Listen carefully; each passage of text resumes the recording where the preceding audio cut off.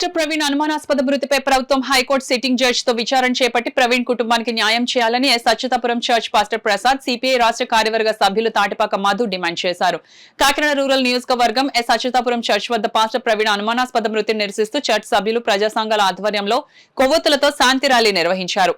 ఈ సందర్భంగా pastor Prasad CPI రాష్ట్ర కార్యవర్గ సభ్యులు తాటిపాక మధు, ఏటీసీ నాయకులు తోకల ప్రసాద్, స్థానిక చర్చ్ సభ్యులు కొవ్వొత్తులు పట్టుకుని నినాదాలు చేస్తూ ర్యాలీ నిర్వహించారు. ఈ సందర్భంగా పాస్టర్ ప్రసాద్ తాటిపాక మధు మీడియాతో మాట్లాడారు. క్రైస్తవ సమాజానికి చాలా సుపరిచితమైనటువంటి వ్యక్తి.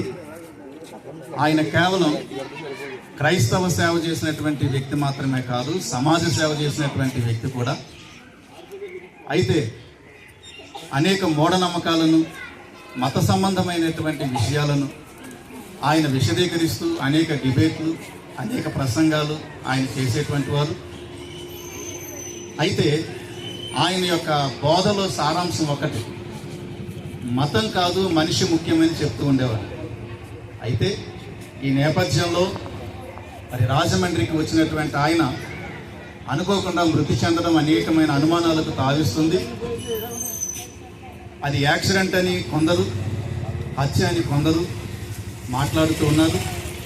అయితే దీని విషయమై సరైనటువంటి దర్యాప్తు, సమగ్రమైనటువంటి దర్యాప్తు ప్రభుత్వం వారు చట్టరీత్యా జరిగించి క్రైస్తవ సమాజానికి ఇటువంటి అన్యాయం జరగకుండా, క్రైస్తవ సమాజం మీద ఇటువంటి దాడులు కానీ, ఏ విధమైనటువంటి కుట్రలు కానీ జరగకుండా అందరూ సామరస్యంగా వెళ్ళడానికి తగినటువంటి చర్యలు ప్రభుత్వం వారు చేపట్టాలని మేము ఎస్ అచ్యుతాపురం ప్రేయర్ హౌస్ సంఘం నుండి మరియు ప్రజా సంఘాల నుండి మేము విజ్ఞప్తి చేస్తూ ఉన్నాం. ప్రపంచ శాంతికి ప్రతిరూపం జీసస్.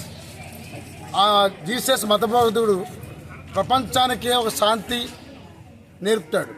అలాంటి రాజమహేంద్రానికి వచ్చేసి ఒక అనుస్మరణంగా అర్ధరాత్రి వేళ యాక్సిడెంట్ పేరుతో, అది యాక్సిడెంట్ తెలియని పరిస్థితిలో పేర్కొన్న ఘటన మీరు చూస్తూనే ఉన్నారు. మేము ఒకటే కోరుతున్నాం, దీన్ని వెంటనే పోలీసుల విచారణ కాకుండా హైకోర్టు సిట్టింగ్ జడ్జి చేత ఒక జ్యుడిషియల్ విచారణ జరిపించాలి. అప్పుడు మాత్రమే న్యాయం జరుగుతుంది. ఎందుకంటే ఆయన తన జీవితాంతం ఒక ఆదర్శ వ్యక్తిగా నిలిచారు. ఆయన చిన్నపిల్లల దగ్గర అంతవరకు తను సాయం చేస్తూ నిజమైన జీసస్ లాగా ఆయన ప్రవచనాలు కూడా ఆయన ఉన్నాయి. అలాంటి వ్యక్తిని కొంతమంది కావాలనే హత్య చేశారనే వాళ్ళ కుటుంబమే అప్రాయపడుతుంది. మేము అప్రాయపడం కాదు.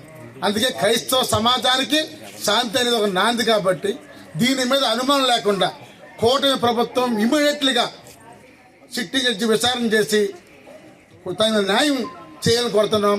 భవిష్యత్తులో క్రైస్తవుల మీద దాడులు జరగకుండా చూస్తున్నాం.